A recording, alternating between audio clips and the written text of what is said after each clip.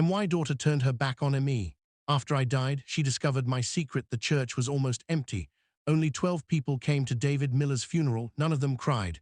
Most were there only to make sure he was truly dead. Outside, reporters waited behind the gates. The murderer has finally been buried. The Brookhaven monster is gone. Their cameras followed every person leaving the cemetery, except one, Sophia Miller. She stood beneath a black umbrella without moving, 25 years. That was how long she had hated the man lying beneath the ground. She hadn't called him Dad since she was 11 years old. As far as she was concerned, he had destroyed her life. 25 years earlier, police cars surrounded their home before sunrise.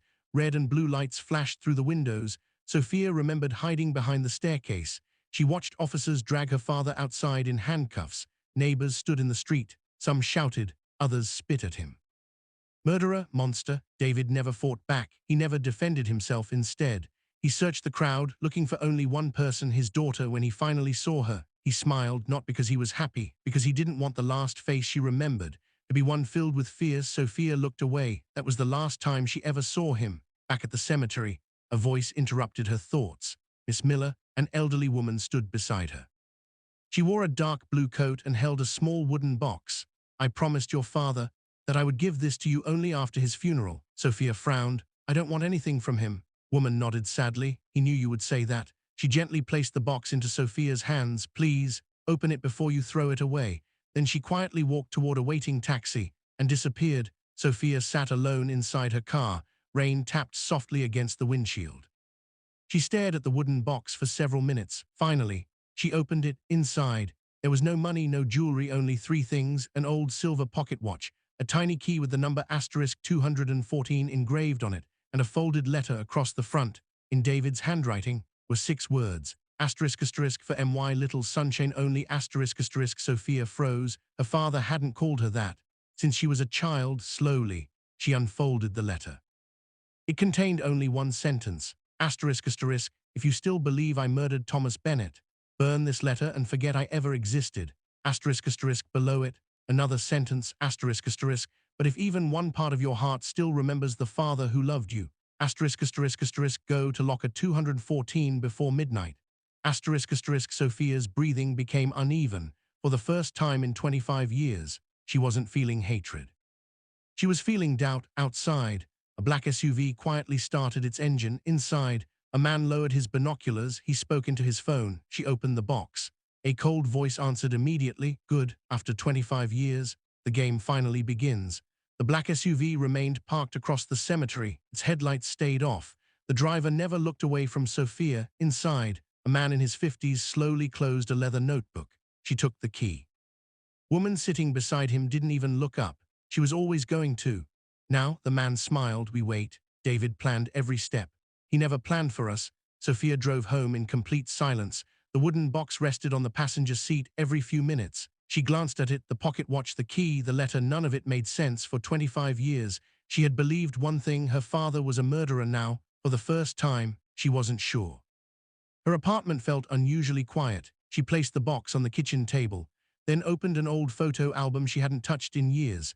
Most of the pictures had David's face cut out. She had done it herself. When she was 16, one photograph remained untouched. A little girl sat on her father's shoulders, laughing. On the back, David had written **. No matter where life takes us, you'll always be my little sunshine. Quickly closed the album, her eyes filled with tears. No. You don't get to change my memories. The clock struck 10:45 p.m. Locker 214 would close at midnight.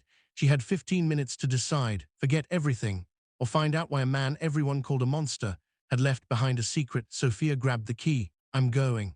Brookhaven Central Station was almost empty. Only a few travelers remained. Locker 214 stood alone at the end of a narrow hallway, old, rusty, untouched for years. Sophia inserted the key. It fit perfectly. Click. The metal door slowly opened. Inside, there wasn't a suitcase, there wasn't money, only a small tape recorder and one cassette. A note rested on top in David's handwriting. **. Press play only if you're ready to hate me or forgive me forever. **. Sophia's hands trembled. She picked up the recorder, pressed the button. Static filled the silence. Then, a familiar voice, older, weaker, but unmistakable. Hello, sunshine. If you're hearing this, it means I'm gone. Sophia closed her eyes. She hadn't heard her father's voice in 25 years. I know the world told you that I killed Thomas Bennett. I even admitted it. There was a long pause, then David quietly said, "But before you judge me, you need to know, Thomas Bennett, already dead, when I arrived." At that exact moment, the station lights suddenly went out. Everything went black. A loud metallic sound echoed behind Sophia. Someone had just locked the hallway from the outside. Darkness swallowed the hallway. The tape recorder stopped. Silence. Sophia's breathing grew faster. Answer. She reached for her phone. No signal, only a weak flashlight. Its narrow beam revealed the old lockers stretching endlessly into the darkness. Then, footsteps, slow, heavy, getting closer. Sophia backed away. "Who's there?" The footsteps stopped. A deep voice echoed through the hallway. "You shouldn't have come." Sophia aimed her flashlight toward the sound. An elderly man stepped into the light. Gray beard, long black coat, a scar across his left cheek. He wasn't holding a weapon. He raised both hands. "My name is Samuel Reed. I was your father's best friend." Sophia's face hardened. "My father didn't have friends." Samuel smiled sadly. "That's exactly what he wanted you to believe." Before Sophia could answer, the emergency lights suddenly flickered on, red, dark red. A mechanical voice echoed through the station. Asterisk asterisk security lockdown activated. Asterisk asterisk every exit door slammed shut. Samuel immediately looked around. "They found us." Sophia frowned. "Who?" Samuel didn't answer. Instead, he grabbed her wrist. "We have to move." "Don't even know you. You don't have time." A loud explosion shook the station. Dust fell from the ceiling somewhere above. People screamed. Samuel pulled Sophia behind a concrete pillar. Three masked men entered the hallway, black tactical uniforms, night vision goggles, no police markings. One of them spoke into his radio. "Target has recovered package 214. Recover the tape." "No witnesses." Sophia's heart nearly stopped. "After me?" Samuel shook his head. "No, they're after what your father left behind." One of the masked men spotted them. Erupted, bullets shattered the lockers. Metal sparks filled the hallway. Samuel pushed Sophia toward a maintenance door. "Run, what about you?" "I'll catch up." Sophia hesitated. Samuel shouted louder. "Your father spent 25 years protecting that tape. Don't waste his sacrifice." Tears filled her eyes. She clutched the recorder against her chest, opened the maintenance door, and disappeared into the darkness behind her. Another burst of gunfire echoed through the station. Then, a single gunshot. Everything went silent. Sophia stopped running. Her hands trembled. Had Samuel just sacrificed himself for her? Sophia froze. The maintenance tunnel echoed with silence. Then, another gunshot. This one sounded farther away. She covered her mouth to stop herself from crying. Samuel had stayed behind for her for the tape. The tunnel smelled of rust and damp concrete. Emergency lights flickered overhead. She kept running until she reached an old steel door. Exit. She pushed it open. Cold night air rushed against her face. She was behind the station, in an abandoned freight yard. Hundreds of empty train cars stood motionless beneath the moonlight. For the first time, she believed she had escaped. Then, her phone vibrated. Unknown number. She hesitated. Finally, she answered. A calm male voice spoke. "Stop walking." Sophia's heart raced. "Who is this?" "Your father trusted me." She looked around. "I don't know who to trust anymore." "I know. That's why I'm calling." Voice paused. "Look to your left." Sophia slowly turned, nearly 50 yards away. A man stood beside an old black pickup truck. He didn't wave. He didn't move. He simply waited. "His name is Marcus Hale. He'll keep you alive." Before Sophia could respond, the call disconnected. She looked back toward the station.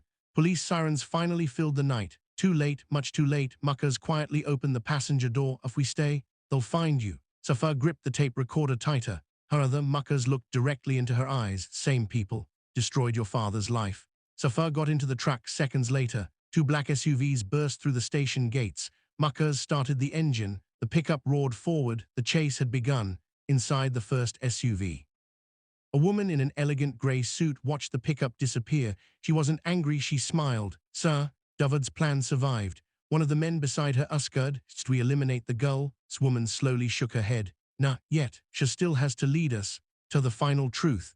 She looked at an old photograph in her hand. It showed David Miller standing beside a smiling little girl. Across the photograph, someone had written in red ink, "Asterisk fuzz 2 has begun." Asterisk.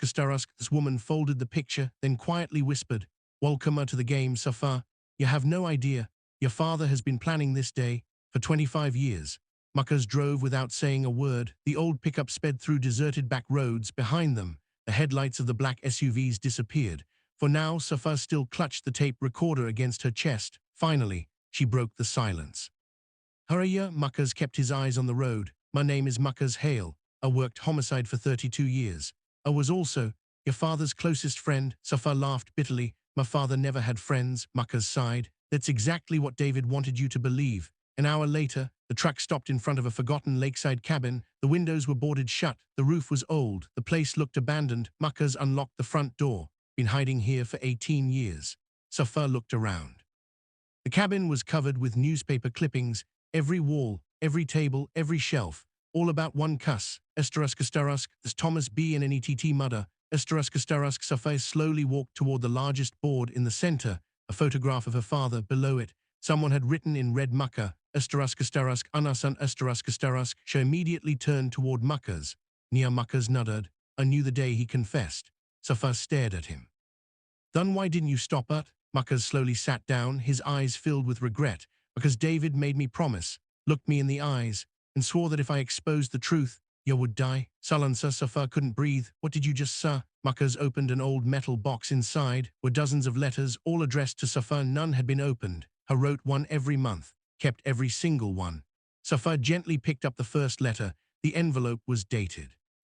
Esteraskastarask much 18, 2002. Esteraskastarask, exactly 1 month after David went to prison. Inside, only one paragraph. Esterask, my little sunshine.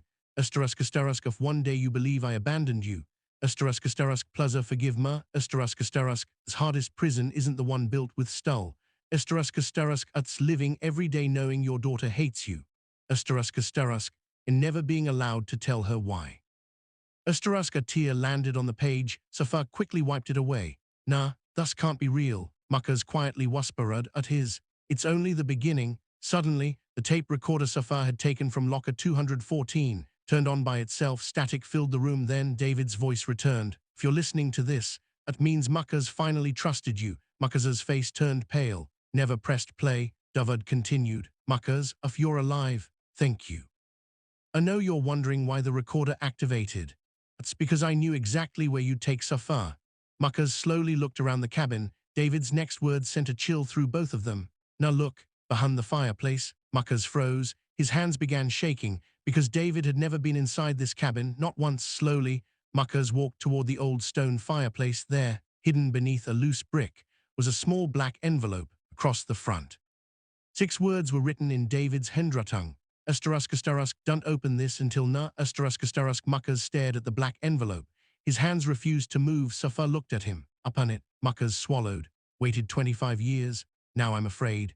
I carefully broke the wax seal inside. There were only 3 items, a handwritten letter, a small silver key, and an old Polaroid photograph. Muckers picked up the photograph first.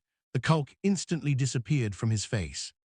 Safa grabbed it. The picture showed 5 smiling people standing beside a lake. David Miller, Muckers Hale, Thomas Bunnett, a beautiful young woman holding a baby, and another man, whose face had been completely burned away on the back. David had written only one sentence. Esteraskastarask's 5th person killed us all. Frowned. Her is her. Muckers whispered. I don't know. David spent years trying to find him. Safa unfolded the letter. David's voice echoed inside her mind as she read. Esterask, my little sunshine. Esteraskastarask, if you've reached this point. Esteraskastarask. Muckers has finally opened the envelope. Esteraskastarask, that means our enemies are already close. Esteraskastarask lassen Kuftsley. Esteraskastarask. Thomas Bunnett was never my anima. Esteraskastarask, he was my brother. Esteraskastarask, not by blood. Esteraskastarask, but chas. Esteraskastarask, the man who truly destroyed our lives. Esteraskastarask was standing beside us in this photograph. Looked again at the burned face. David continued. Esterask, you'll be tempted to search for his num. Esteraskastarask dunt. Esteraskastarask unstud. Esteraskastarask fund the woman holding the bubba. Esteraskastarask, her name is Amelie Cutter. Esteraskastarask, she knows why I confessed. Esteraskastarask, and she knows. Esteraskastarask, her wanted Thomas dead. Esterask. Muckers looked up immediately. Amelie Carter. I thought she disappeared 20 years ago. David's letter ended with one final lun. Esterask, what have you do? Esteraskastarask, don't go to the palace. Esteraskastarask, one of them still works for him. Esterask. Silencer filled the cabin. Suddenly, every light went out. The cabin became completely dark. Muckers reached for his pistol. Stub behind me. Outside, gravel crunched beneath heavy tires. One vehicle, then another, then a third. Bright headlights flooded the windows. Several car doors slammed shut. Safar carefully peeked through a crack in the curtain. 6 armed men, dressed in black tactical gear, were surrounding the cabin. One of them held a loudspeaker. His voice echoed across the lake. Muckers, hail. No, the girl is inside. Over the letter, and we'll let her live. Muckers quietly locked the front door, then looked at Safar. His eyes were calm, exactly like David's had been 25 years earlier. If they get that letter, of a thing your father sacrificed. Does tonight? A loud crash shook the cabin. The front door splintered. Someone had just rammed it from the outside. The front door exploded inward. Wood splintered across the cabin floor. Safar screamed. Muckers immediately pulled her behind a heavy bookshelf. Done. Flashlights pierced through the darkness. One by one, armed men entered the cabin. Their movements were precise, military, professional. They weren't thieves. They had come for one thing, the letter. The leader slowly removed his gloves. He spoke calmly. Muckers, 25 years. You're still protecting David's lies. Muckers stepped into the open, pistol in hand. There weren't lies. Man smiled, still loyal. I admired that about you. Safar carefully watched through a narrow gap. Muckers recognized him. His breathing stopped. Nah, it can't be. Man nodded. It can. My name probably means nothing to her. You remember me? Muckers whispered. Richard Khan. Safar looked at Muckers. You know him? Muckers never took his eyes off Richard. Her disappeared 24 years ago. Richard laughed. Nah, I was promoted. Richard slowly walked toward the fireplace. Already opened David's envelope. Muckers remained silent. Richard smiled. Saved me a lot of work. I looked directly at Safar.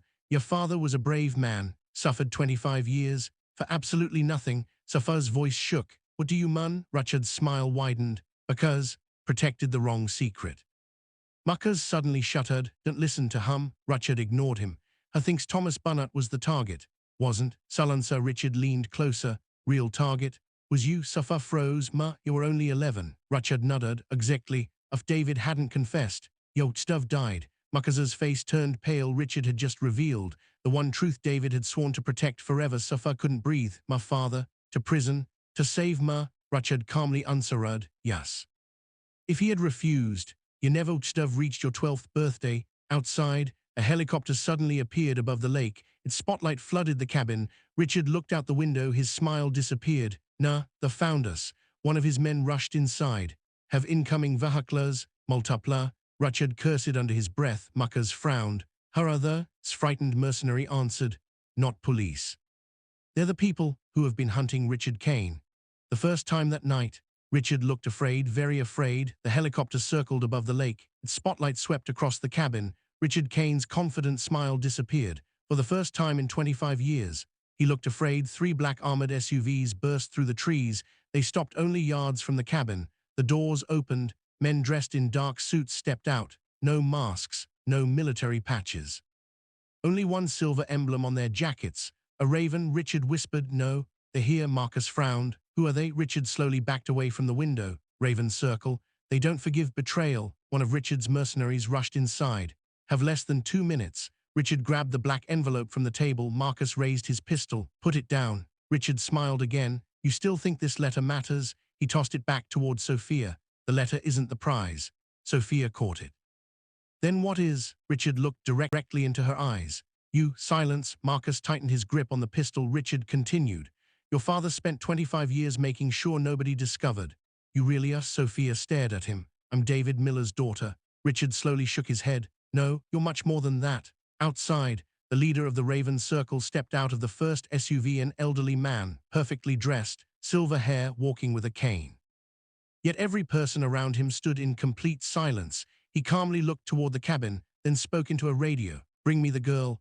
Alive? A younger man asked, and Richard Kane, the old man answered without emotion. He stopped being useful 25 years ago. Inside the cabin, Richard suddenly laughed. You see now, I wasn't the monster. I was only another pawn. Marcus looked through the broken window. His face turned white. Know that man? Sophia looked at him. Who is he? Marcus whispered. Edward Bennett. Sophia's heartbeat stopped. Nodded. He isn't Thomas Bennett's brother. He's his father. Room fell silent. Richard smiled. Now you're finally asking the right questions. Before anyone could speak again, a powerful explosion rocked the cabin. The back wall collapsed inwards. Smoke filled every room. Someone had breached the house through the dust. A calm voice echoed. Miss Miller, you've spent 25 years believing the wrong story. Now it's time you learned. Your real parents were. Smoke filled the cabin. Broken glass covered the floor. Sophia could barely see. Someone stepped through the dust. Not a soldier, not a mercenary, an elderly woman. She wore a dark green coat and carried no weapon. Every member of the Raven Circle immediately lowered their heads. Even Edward Bennett remained silent. The woman slowly looked at Sophia. So, after all these years, finally meet. Sophia stared at her. Who are you? The woman smiled sadly. My name is Elena Bennett. Edward lowered his head. Mother, Sophia's heart pounded. Elena Bennett, the wife of Thomas Bennett? Elena nodded. Yes, for 25 years. Been waiting to tell you the truth. Marcus stepped between them. Don't believe a word she says. Elena looked at Marcus. Always been loyal. David chose well. She slowly reached into her handbag. Every weapon in the room was instantly raised. She ignored them instead. She removed an old photograph, yellow with age. Its edges were torn. She handed it to Sophia. Sophia looked down. The photograph showed a hospital room. A newborn baby, David, Thomas Bennett, and Elena all smiling. She turned the photograph over. A date was written, April 18, 1999, beneath it. One sentence, the day we promised to protect her. Frowned. Protect who? Elena gently touched the photograph. You silence. Sophia shook her head. No.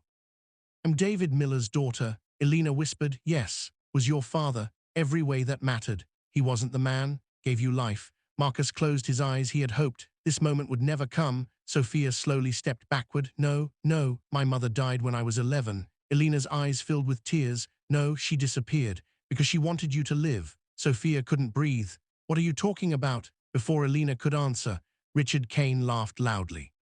Still don't understand. He pointed toward Edward Bennett. Tell her. Edward remained silent. Richard shouted. Tell her who ordered Thomas Bennett's murder. The cabin fell completely silent. Edward slowly looked at Sophia. His voice trembled. It wasn't David. It wasn't Marcus. It wasn't Richard. Sophia whispered. Then who? Edward closed his eyes, then quietly answered. It was my own son. Everyone froze. Marcus stared at Edward in disbelief. You mean? Edward nodded. Thomas's younger brother. Man the world believes. Died 25 years ago, outside. The helicopter suddenly hovered lower, its searchlight locked onto the cabin. A loudspeaker crackled to life. A cold voice echoed across the lake. Enough secrets. Bring me Sophia, or everyone inside dies. Elena looked toward the window. Her face turned completely pale. She whispered only 2 words. He's alive. The helicopter hovered only a few feet above the cabin. Its blades roared through the night. The spotlight never left Sophia. Elena's face had turned completely white. She whispered again. He's alive. Sophia looked at her. Who? Elena didn't answer. Instead, she grabbed Sophia's hand. You have to leave. Now Richard Kane suddenly laughed. I warned you. You should have killed him 25 years ago. Edward Bennett lowered his head. No one could stop him. The helicopter door slowly opened. A tall man stepped onto the landing skid. Black suit, silver hair, perfect posture. He wasn't holding a weapon. Need one. The moment Edward saw him, he dropped to one knee. Marcus froze. His pistol slipped from his hand. Richard whispered, impossible. Sophia stared at the stranger. She had never seen him before, but everyone else looked terrified. The man smiled. So, this is David's daughter. He slowly climbed down from the helicopter. Every member of the Raven Circle stepped aside. No one dared speak. He stopped only a few feet from Sophia. Then, he smiled kindly. You have your mother's eyes. Sophia stepped backward. Who are you? The man looked at her for several seconds. Finally, he answered, my name is Jonathan Cross. The name meant nothing to Sophia, but Marcus nearly collapsed. No, you died. Jonathan quietly laughed. So did Evelyn. So did Richard. So did many others. Death, be very useful. Jonathan slowly removed an old gold pocket watch. He handed it to Sophia. She opened it. Inside was a tiny photograph. A young woman smiling while holding a newborn baby. Sophia recognized the woman immediately. My mother? Jonathan nodded. Yes. Then he pointed toward the baby. That's you. Sophia looked closer. Behind her mother, a young man stood with his arm around her. It wasn't David. It wasn't Thomas Bennett. It was Jonathan. Sophia's voice broke. No. Jonathan looked into her eyes. I was there the day you were born. I held you before anyone else. Marcus suddenly shouted, don't listen to him. Jonathan calmly turned toward Marcus.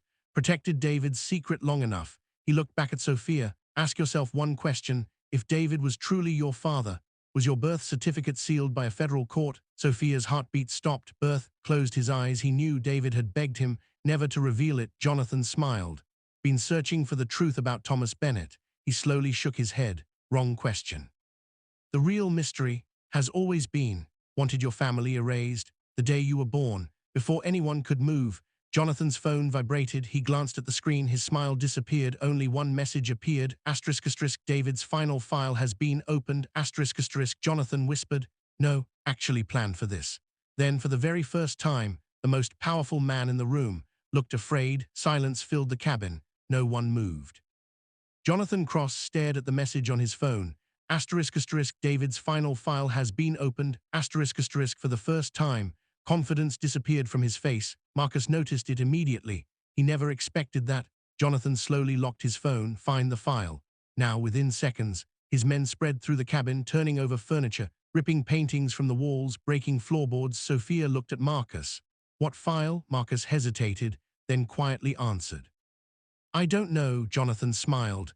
"That's the only true thing you've said all night." Elena suddenly stepped in front of Sophia. "If you want the girl, you'll have to go through me," Jonathan sighed. "You always did choose the wrong side." Without warning, he raised his hand. One of his guards struck Elena across the face. She fell hard onto the wooden floor. Sophia rushed toward her. "Don't touch her." Jonathan calmly watched. "Waited 25 years. Not leaving without you." At that moment, a loud crack echoed from inside the fireplace. Marcus froze. No, the old stone chimney slowly shifted. A hidden compartment opened. None of them had touched it. Inside lay a small steel box. Jonathan's eyes widened. "There it is." Marcus immediately understood. David had hidden one last secret.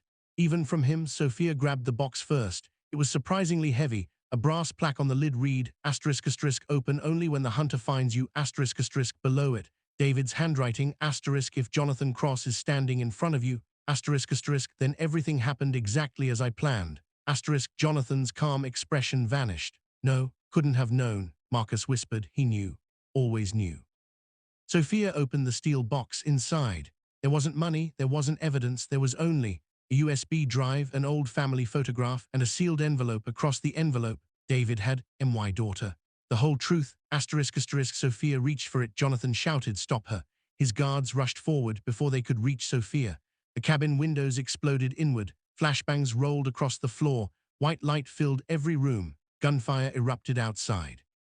A commanding voice thundered through the smoke. "Federal agents, drop your weapons." Jonathan looked toward the shattered window, then quietly smiled. "So, they finally found me." He looked back at Sophia. His eyes were colder than ever. "This isn't over. You still don't know why your father chose you, and why I spent 25 years trying to find you." Then, before anyone could stop him, Jonathan reached into his coat and pulled out a photograph. He threw it at Sophia's feet. She picked it up. The image showed David Miller holding a newborn baby standing beside Jonathan Cross. Both men were smiling. On the back, only 6 handwritten words, asterisk asterisk she belongs to both of us. Asterisk asterisk Sophia's hands began to tremble. "What does that mean?" Sophia couldn't breathe. The photograph slipped from her trembling hands. David Miller, Jonathan Cross, standing side by side, smiling, holding the same newborn child, her, on the back. 6 words, asterisk asterisk she belongs to both of us. Picked up the photograph the moment he saw it. He closed his eyes. "You found it?" Sophia looked at him. "You knew about this?" Marcus answered without looking up. "I prayed you would never see it." The firefight outside intensified. Federal agents exchanged gunfire with Jonathan's men. Glass shattered, smoke poured into the cabin. Jonathan calmly stepped backward. He wasn't frightened. He was buying time. Sophia grabbed Marcus by the arm. "What does this picture mean?" Marcus hesitated, then slowly spoke. "It doesn't mean Jonathan is your father." Sophia frowned. "Then why is he holding me?" Marcus looked directly into her eyes. "Because the day you were born almost became your legal father." Silence. Sophia's heartbeat pounded in her ears. "What?" Marcus nodded. "David and your mother couldn't protect you anymore. They needed someone powerful. No one would dare challenge." "A few hours," Jonathan agreed. Sophia stared at him. "So why didn't he adopt me?" Marcus's voice became heavy. "Because he betrayed us." Jonathan laughed from across the room. "Marcus, you always tell half the truth." He slowly removed a thin leather notebook from inside his coat. "I didn't betray David." "Betrayed me?" Marcus shook his head. "Liar." Jonathan tossed the notebook onto the floor. It slid to Sophia's feet. Across the cover, 3 words were engraved. Asterisk asterisk Foundation Project Archive asterisk asterisk. Sophia opened it. The first page contained dozens of names. Some were crossed out. Some had photographs attached. Every page carried the same red stamp. Asterisk asterisk eliminated asterisk asterisk. Then she reached the final page. Only one name remained. Asterisk asterisk Sophia Miller asterisk asterisk. Below it, a single word. Active Sophia's blood ran cold. What is this? Jonathan answered quietly. A list. List of every child we were ordered to erase. Marcus's face turned white. No, you promised. Jonathan interrupted him. I promised David that I would save one child. Failed. Room fell silent. Sophia whispered, who ordered this? Jonathan slowly turned toward the shattered window. His expression changed. No, came himself. Everyone looked outside. The gunfire had suddenly stopped. Complete silence. A black luxury sedan rolled through the smoke. It stopped directly in front of the cabin. The rear door slowly opened. Polished black shoe touched the ground, then another. An elderly man stepped out, elegant, calm, holding nothing but a silver cane. Every federal agent, every mercenary, even Jonathan Cross, lowered their heads. Jonathan whispered, I never thought I'd see him again. Sophia looked at Marcus. Who is he? Marcus answered in a voice barely above a whisper. Man, your father feared more than death. Old man slowly smiled, then looked directly at Sophia. My dear, you've grown exactly as your mother hoped. He paused, then spoke the words that froze everyone in place. My name is William Ashcroft. Everything you've learned so far, only the beginning. William Ashcroft stepped out of the black sedan. The entire forest fell silent. Even the wind seemed to stop. No one moved, not the federal agents, not Jonathan Cross, not Richard Kane. Every eye remained fixed on the old man. William smiled politely. It has been a long time. Jonathan lowered his head. I never expected you to come in person. William adjusted his gloves. I had no choice. He slowly looked toward Sophia. She has become far more important than any of you. Sophia took one step back. Don't even know you. William's smile grew wider. No, I have known you since the day you were born. Marcus stepped in front of Sophia. Never touch her. William chuckled. Marcus, you've always mistaken loyalty for wisdom. He gently tapped his silver cane against the ground. You still believe David sacrificed himself for one child? Marcus didn't answer. William continued. He sacrificed himself for thousands. Silence. Sophia frowned. What does that mean? William looked directly at her. David discovered something he was never supposed to see. Jonathan quietly whispered, the archive. William nodded. Exactly. William reached into his coat. He removed a thin black folder across the front. Only one word was written. Genesis. Sophia stared at it. Heard that name before. Marcus slowly closed his eyes. So, it really exists. William calmly opened the folder. Inside were photographs, children, hundreds of them. Each file contained a different face, different country, different family, different identity. Sophia looked confused. Who are these children? William answered softly. They were selected. A program. Program? William paused. Quietly said, to inherit the future. Marcus shouted, don't listen to him. William ignored him. David found the list. Realized one child, been placed there by mistake. Sophia's heart raced. William slowly turned another page. A familiar photograph appeared, an 11-year-old girl standing beside David Miller. A red stamp covered the picture. Subject 47 Sophia felt the world spinning. She looked at the photograph again, then at William. No.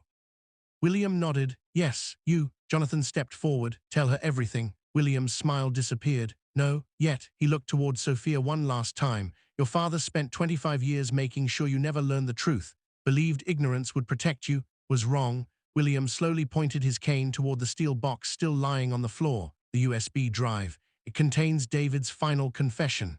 Not to murder. Sophia whispered, then.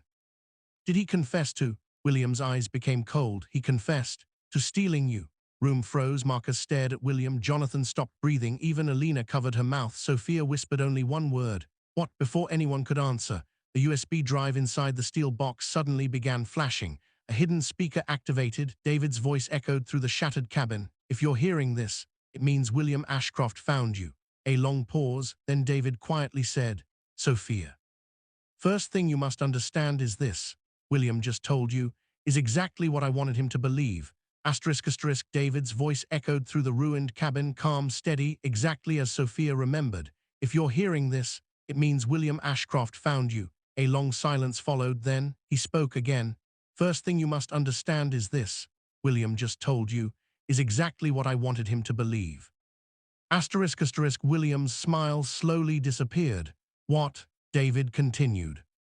If you're standing in front of William, congratulations, you've just confirmed.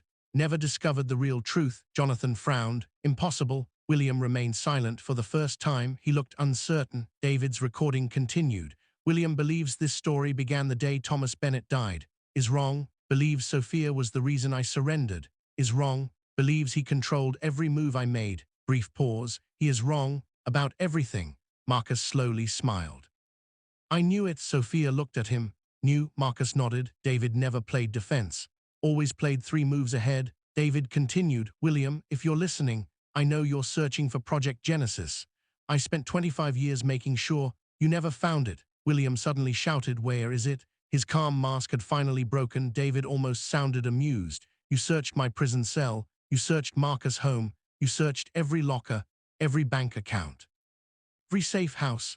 You never searched the one place you believed was impossible. Jonathan whispered, no. William's hands tightened around his silver cane. Tell me, David answered softly. I hid Genesis inside the only person you could never arrest. Silence. Sophia's heart pounded. William slowly turned toward her. No, David continued. Inside a vault, inside a computer, inside a building, inside my daughter. Every person in the cabin froze. Sophia stepped backward.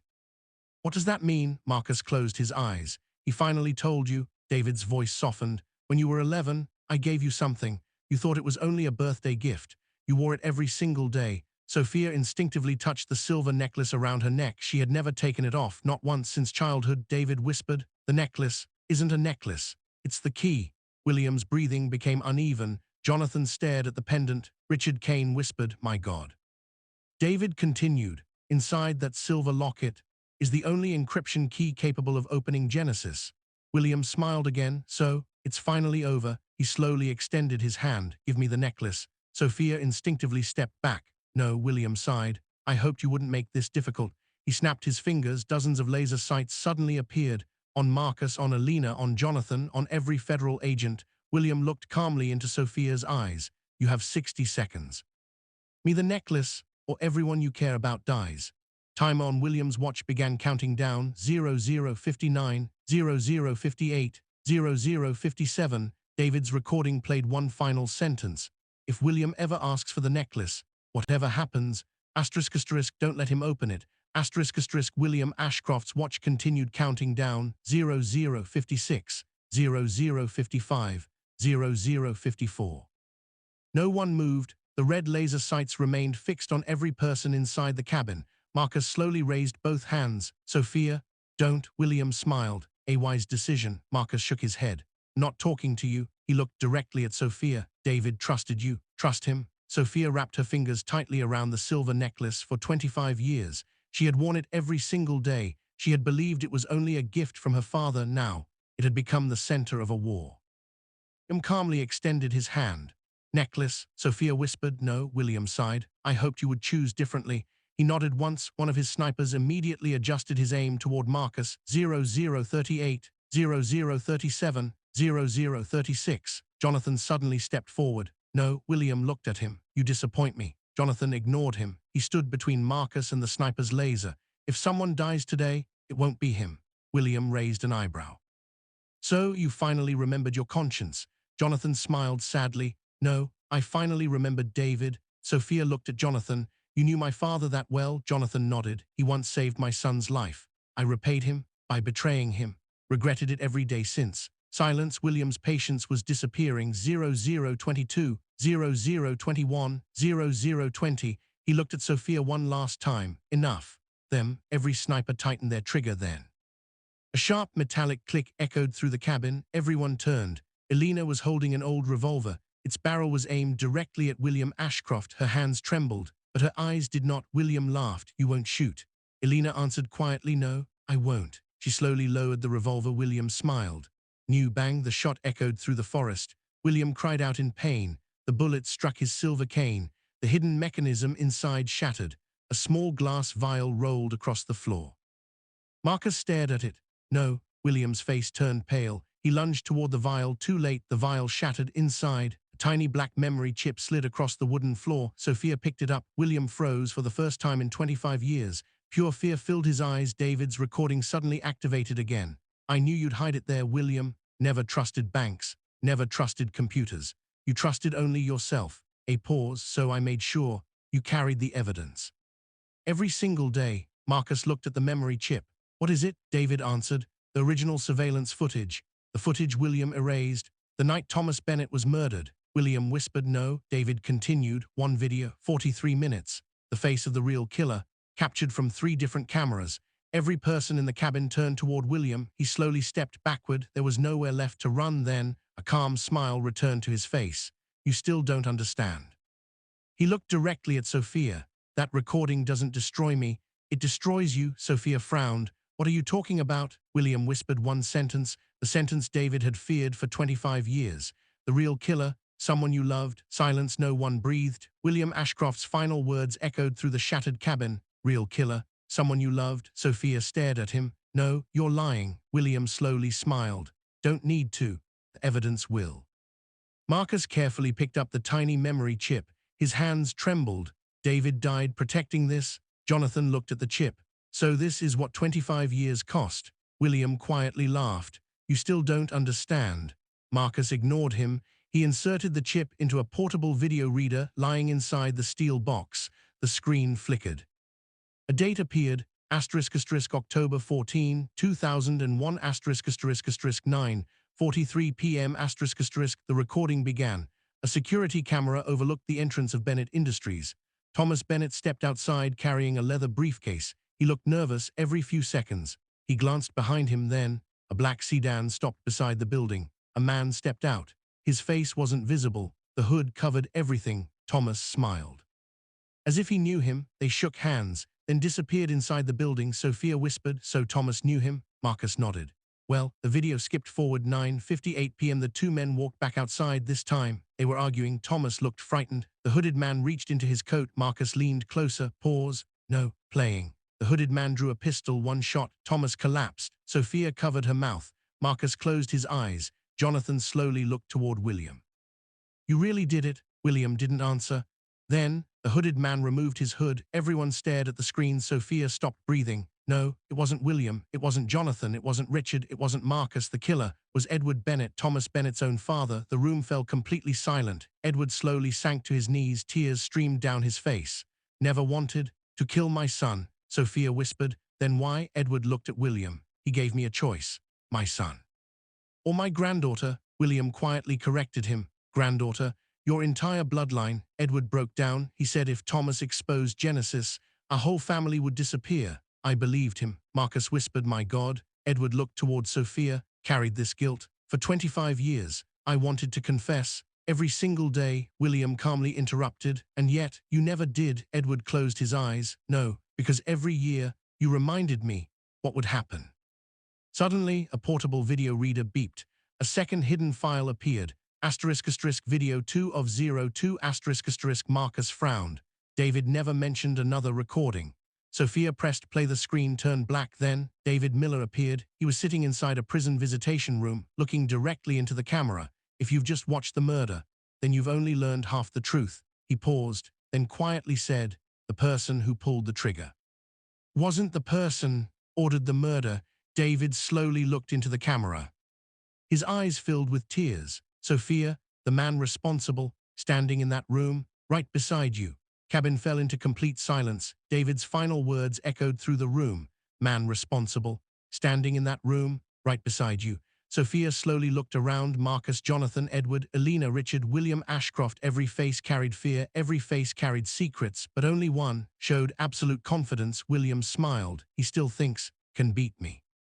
David's recording continued. William, if you're smiling, stop, because this isn't the recording I wanted you to find. William's smile disappeared. What? David leaned closer to the camera. I knew you'd intercept my files, so I created one, just for you, Marcus whispered. Classic David. Jonathan slowly lowered his head. He planned everything. David continued. Person who ordered Thomas Bennett's murder, standing beside you, not beside Sophia. Everyone frowned. Marcus looked around. What does that mean? David answered immediately. It means the killer isn't inside the cabin. Silence. William's eyes widened. No, David smiled for the first time. You spent 25 years hunting the wrong people. You believed I was protecting Sophia from you. I wasn't. I was protecting all of you from him. Sophia's heartbeat quickened. Him. David nodded. William, look outside. Everyone instinctively turned toward the shattered window, the helicopter. The armored SUVs, federal agents. Everything looked normal then. One of William's own bodyguards quietly raised his pistol, not toward Sophia, not toward Marcus, toward William Ashcroft. Bang! The bullet struck William's shoulder. He collapsed to one knee. Chaos erupted. "What are you doing?" Jonathan shouted. The bodyguard calmly removed an artificial beard, then pulled away a layer of latex from his face. Richard Kane froze. "No, it can't be." Man's real face appeared, older, covered with scars, but unmistakable. Edward whispered, "Michael." Sophia looked at Marcus. "Who is Michael?" Marcus looked like he'd seen a ghost. "Michael Bennett, Edward's youngest son, Thomas Bennett's younger brother, the man the entire world believed had died 25 years ago." Michael smiled coldly. "Appreciate all of you. You've spent 25 years destroying each other. I never had to." William looked up in horror. "You used me." Michael nodded. "The very beginning. You thought you were the mastermind. You were only my employee." Every person in the cabin stood frozen. Michael slowly looked toward Sophia. "Your father came very close to exposing me. That's why he had to disappear into prison." He raised his pistol again. "But now, no one is left to stop me." David's recording played one final sentence. "If Michael Bennett is pointing a gun at you, congratulations. You've finally found the real monster." Michael slowly smiled. "Even dead." David Miller was still one move ahead. He pulled the trigger. Bang! The gunshot echoed through the cabin. Sophia screamed. Michael Bennett smiled. He was certain he hadn't missed then. A body collapsed between them. Marcus, the bullet had struck him in the chest. He slowly fell to one knee. Blood spread across his shirt. Sophia caught him before he hit the floor. "No, no, please." Marcus smiled weakly. "It's okay. I promised your father I'd protect you." Sophia's tears fell onto his face. "Leave me." Marcus gently held her hand. "I won't. Until you know everything." Michael calmly reloaded his pistol. No more interruptions. Before he could fire again, Jonathan cross-lunged forward. He tackled Michael to the ground. The pistol slid across the floor. A violent struggle erupted. Richard Kane joined the fight. Federal agents rushed into the cabin. Within seconds, the room became complete chaos. Marcus reached into his coat with trembling fingers. He removed a small sealed envelope. Across the front, David's handwriting, ***, only after the final shot, ***. Sophia stared at it. "My father." Marcus nodded. He knew someone would try to silence the truth. He placed the envelope into Sophia's hands. "Carried this 25 years, never opened it, because he trusted you." Marcus slowly closed his eyes. "You were always his greatest hope." Sophia broke the seal inside. There was a single handwritten letter, and one tiny silver key. The letter began, "My little sunshine. If you're reading this, then Marcus has fulfilled his promise. Tell him, thank you. He gave you the childhood I could not." Sophia looked at Marcus. He quietly smiled. Then David's letter continued, "Everything you've discovered." Was only the first layer. Michael Bennett wanted Genesis. William wanted power. Jonathan wanted redemption. But none of them understood. What Genesis really is. Sophia's heartbeat quickened. Genesis isn't money. It isn't political power. It isn't a list. Genesis is proof. Proof that thousands of innocent families were destroyed. To build an empire of fear. If the truth reaches the world. No one involved will survive. Marcus whispered. "He finally told you." Suddenly, a loud alarm echoed from outside. One of the federal agents shouted, "Sir, the Genesis server has been activated." Jonathan froze. "Activated?" The agent nodded. "It wasn't inside the necklace. It wasn't inside the memory chip. It's broadcasting." Marcus looked at Sophia. "David already released it." Sophia frowned. Calm voice answered from behind them. Exactly 1 hour after his funeral. Everyone turned. A large monitor inside the cabin suddenly came to life across the screen. Countdown reached 0. Genesis upload complete. Seconds later, television broadcasts from around the world appeared. News anchors, emergency reports, government resignations, mass arrests, hidden documents, secret recordings. Every crime, every lie, every betrayal was now public. Michael slowly looked at the screen. His face turned white. "No, beat us." David's final recorded message echoed through the cabin. You were all chasing the key. While I had already opened the door. Michael realized the truth. For 25 years, he had been fighting for something that was already lost. Sirens echoed across the country within minutes. Every major news channel interrupted its broadcasts. Asterisk asterisk breaking news asterisk asterisk asterisk. The Genesis files have been released asterisk asterisk governments called emergency meetings. Banks froze billions of dollars. Private jets took off in panic across the world. Powerful people began destroying evidence, but it was already too late. David Miller's plan had succeeded. Inside the cabin, federal agents surrounded Michael Bennett. He slowly looked around. There was nowhere left to run. Jonathan Cross pointed a pistol at him. "It's over," Michael quietly smiled. "No, never ends." Before anyone could react, he pressed a hidden button inside his watch. A loud explosion echoed somewhere beneath the cabin. Floor shook violently. Marcus looked toward the basement. "Oh no," Sophia grabbed his arm. "What happened?" Marcus whispered. "The archive planted explosives." Everyone rushed downstairs. A massive steel door stood open behind it. Rows of servers filled an underground chamber. Most of them were already burning. Smoke covered the ceiling. Jonathan stared in disbelief. He wanted to erase everything. Sophia looked around. There has to be a backup. Marcus suddenly remembered David's final letter. The key. The silver key. Quickly removed the tiny silver key from the envelope. She looked around. There, a small steel box was built into the wall. The key fit perfectly. Click. The compartment opened inside. A single hard drive rested on black velvet. Attached to it, one final note. David's handwriting. Asterisk, if you're holding this. Asterisk asterisk, then Genesis survived. Asterisk asterisk, this isn't evidence. Asterisk asterisk, it's insurance. Asterisk asterisk, no matter how much they destroy. Asterisk asterisk, the truth will always return. Smiled through tears. You thought of everything. Federal agents arrested Michael Bennett. This time, there would be no escape. As officers led him away, he stopped in front of Sophia. "I took your father from you. I made you hate him. I stole 25 years. He lowered his head. "The first time in my life. I'm sorry." Sophia looked into his eyes. "My father spent 25 years protecting me. You spent 25 years hiding. Only one of you will be remembered." Michael closed his eyes. He had no answer. Later that evening, Marcus was rushed into surgery. The bullet had narrowly missed his heart. Doctors worked for hours. Sophia refused to leave the hospital. She sat alone, holding her father's final letter near sunrise. The surgeon walked into the waiting room. Sophia immediately stood up. "Is he alive?" The surgeon smiled. "Yes, made it." Relief overwhelmed her. For the first time since she was 11 years old, Sophia cried.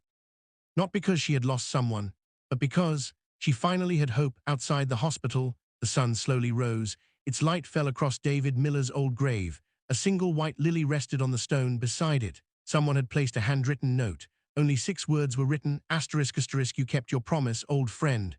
Name, no signature, only those 6 words, and somewhere, someone was still watching. 1 year later. The Genesis trials became the largest criminal investigation in modern history. Thousands of classified documents had been released. Hundreds of powerful officials were arrested. Judges, politicians, business executives, crime syndicate leaders. For the first time in decades, the truth had defeated fear. Newspapers no longer called David Miller the Brookhaven monster. Instead, they called him asterisk asterisk, the man who sacrificed everything. Asterisk asterisk. Sophia stood before her father's grave. The cemetery looked different now. Fresh flowers covered the stone. People came every week. Some left letters, others simply stood in silence. She gently placed the silver necklace beside the headstone, the same necklace she had worn for 25 years, the same necklace that had protected Genesis. She smiled. "You don't have to carry the burden anymore. Carry your legacy instead." Marcus walked slowly toward her. His recovery had taken months. The scar across his chest would remain forever. Sophia hugged him tightly. "You kept your promise." Marcus smiled. "No, your father did. Always knew you'd finish what he started."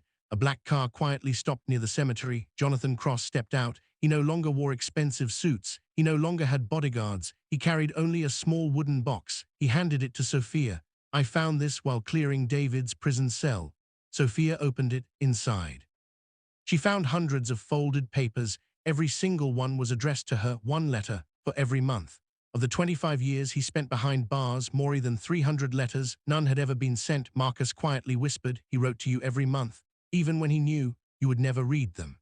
Sophia's tears fell onto the first envelope. She carefully opened it. Inside, only one sentence. Asterisk, "My little sunshine, today was difficult." Asterisk asterisk, "I hope tomorrow is kinder to you." Asterisk, she smiled through her tears. "He never stopped being my father." Months later, Sophia transformed David's old house into a foundation. Children who had lost their families, found new homes there above the entrance. A simple sign read, asterisk asterisk the David Miller Foundation asterisk asterisk below it. Another line, asterisk asterisk, the truth always finds its way home. Asterisk asterisk hundreds of children laughed inside. For the first time, the house that had once been filled with pain was filled with hope. On the anniversary of David's death, Sophia stood before a crowd. Journalists from around the world watched. She took a deep breath. When I was 11, I believed my father abandoned me. I spent 25 years hatting the man, spent 25 years protecting me. She paused. Many people in the audience were already crying. Father taught me something, the greatest acts of love, often the ones the world misunderstands. If someone you love cannot explain their silence, don't be too quick to judge. Sometimes they're carrying a burden. They're trying to keep away from you. She looked toward the sky, then quietly whispered, I forgive you, Dad. A gentle breeze moved across the cemetery. The white lilies beside David's grave swayed softly. Sophia smiled, for the first time since she was 11 years old. She no longer felt like the daughter of a murderer. She felt like the daughter of a hero far above. The clouds slowly parted. Sunlight touched David Miller's headstone, and beneath his name, a new inscription had been added. Asterisk asterisk, he lost his freedom, so his daughter could keep hers. Asterisk asterisk asterisk, the end.